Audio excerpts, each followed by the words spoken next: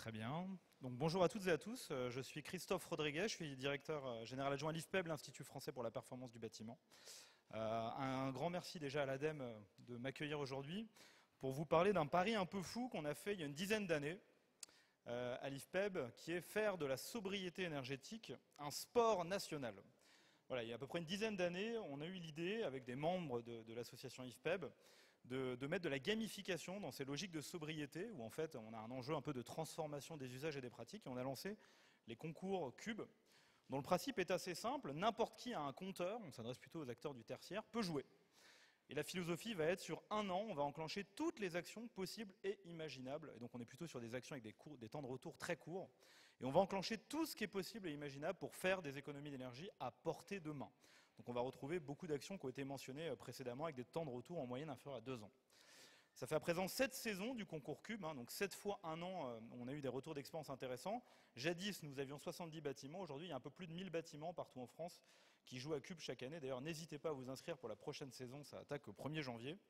Et j'ai quelques bonnes nouvelles à vous partager. La première bonne nouvelle, donc là vous retrouvez le fameux championnat de France des économies d'énergie. La première bonne nouvelle, c'est que ça marche. En moyenne, depuis 7 ans, on constate entre 10 et 15% d'économie d'énergie uniquement sur les usages. Et je vous présenterai quelques retours d'expérience dans une seconde. Et ce qui est assez dingue, c'est qu'on se rend compte qu'il y a des gens qui font largement plus.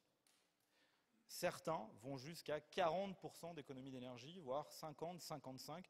C'est complètement fou, ça rappelle les 40% d'éco-énergie tertiaire horizon 2030. Et donc là, ça déstabilise, on se dit il y a certains bâtiments qui sont peut-être à 1 degré de réussir le seuil 2030 du dispositif éco-énergie tertiaire.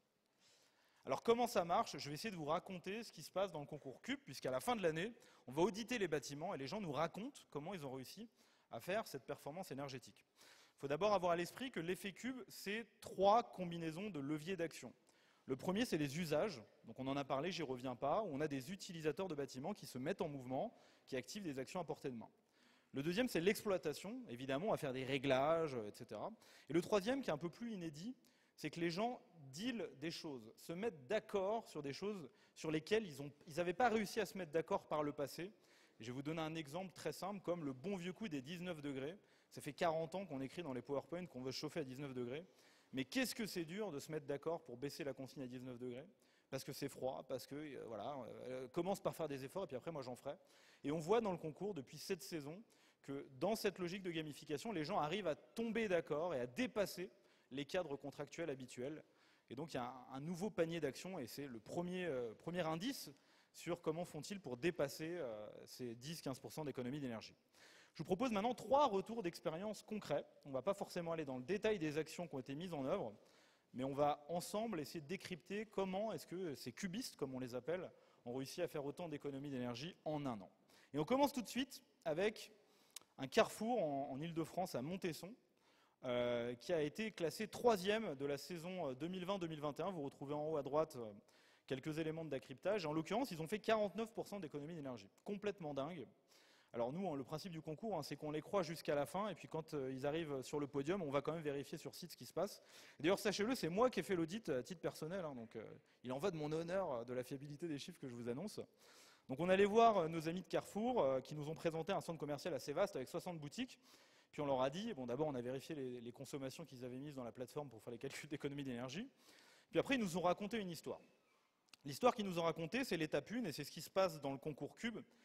C'est peut-être le plus important, en fait, c'est la création d'une Green Team, où en fait les gens lèvent la main en disant « ça m'intéresse de faire partie de l'équipe qui va réfléchir, quel que soit le service, l'entreprise, aux actions qui vont permettre de gagner ». Voilà, on est dans une logique de gamification, on a envie de gagner un concours. Bon, en plus ça fait des économies d'énergie, c'est assez cool.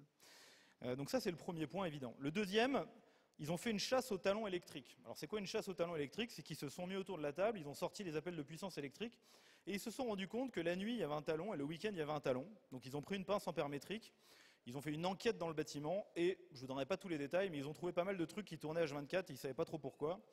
Et l'air de rien, tout de suite, on a les premiers pourcentages d'économie d'énergie qui commencent à se révéler. Ensuite, il y a eu un énorme travail sur l'éclairage. Donc là, vous retrouvez un petit peu ces 3 bouquets d'actions, les usages, les réglages et puis la collaboration.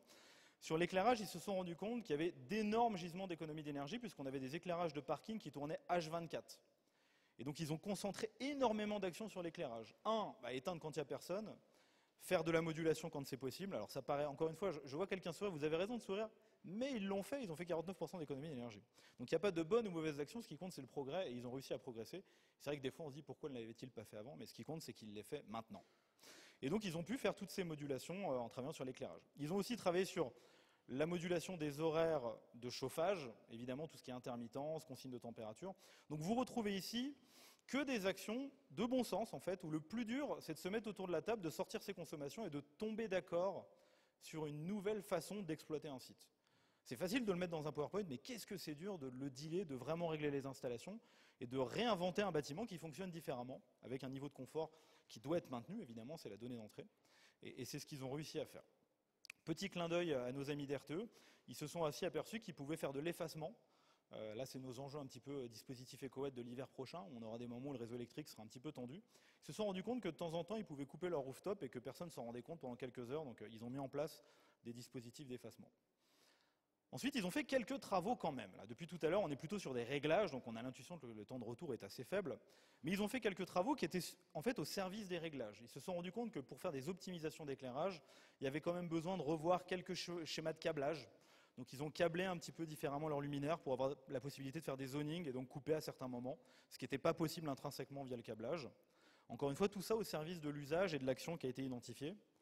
Et puis on peut aussi signaler des choses assez simples comme la mise en place d'interrupteurs crépusculaires pour adapter l'intensité lumineuse ou adapter tout simplement l'éclairage.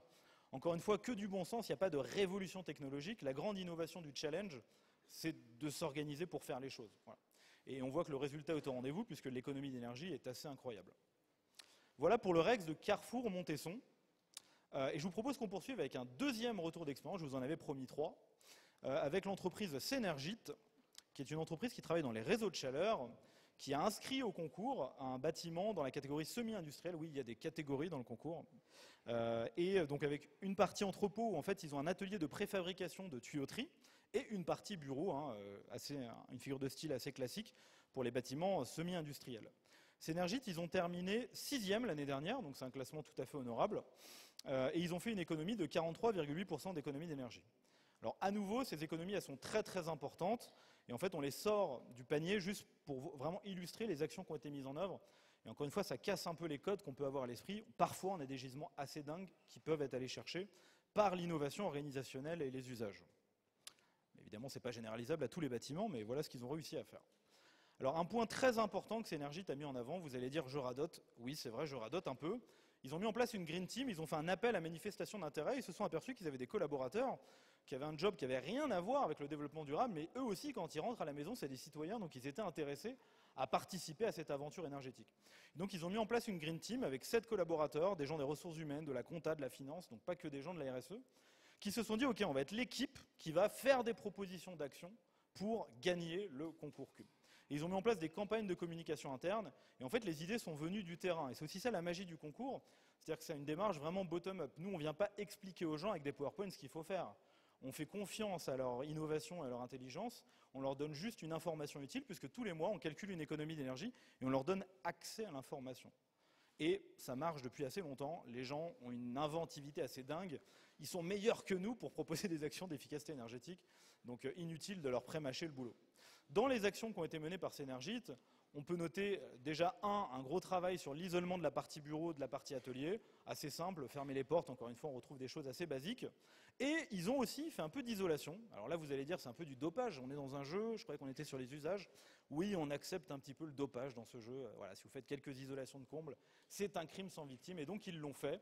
Ils ont fait des isolations rapides. Encore une fois, peut-être vous vous dites, mais pourquoi est-ce qu'ils ne l'avaient pas fait avant? Peu importe, on s'en fiche. Nous, ce qui compte, c'est que les gens passent à l'action et puis qu'on mesure le progrès sur le terrain. Et il y a eu un peu de relamping qui a été fait pour faire des économies d'énergie aussi sur les usages. Je termine avec un dernier retour d'expérience. Et donc là, nous voilà de retour à Lyon, puisque je salue nos amis d'Artelia qui avaient inscrit... qui ont été dans le top 20 d'une saison passée du concours avec l'immeuble Le First. Et là, j'essaye de mettre en relief un peu une autre typologie d'action assez intéressante. Il y a eu un gros travail de dialogue en fait, avec l'ensemble des parties prenantes dans le bâtiment, notamment les équipes d'entretien et de ménage. qui est un sujet qui revient assez souvent. Dans ma vie passée, j'ai fait beaucoup de contrats de performance énergétique. Et en général, quand on arrive à la fin de l'année, on passe 10 minutes à parler du personnel d'entretien et de ménage, parce que quand ils arrivent, il fait froid, donc on négocie pour remettre le chauffage. Ah mon Dieu, on les a oubliés dans toutes les actions qu'on avait imaginées. Et quand on les oublie, c'est un peu dommage, parce qu'eux aussi ils utilisent le bâtiment, chacun utilise le bâtiment différemment. Et si on n'a pas cette vision 360 de l'usage, on met des trucs dans les PowerPoint qui ne marchent pas dans la vraie vie.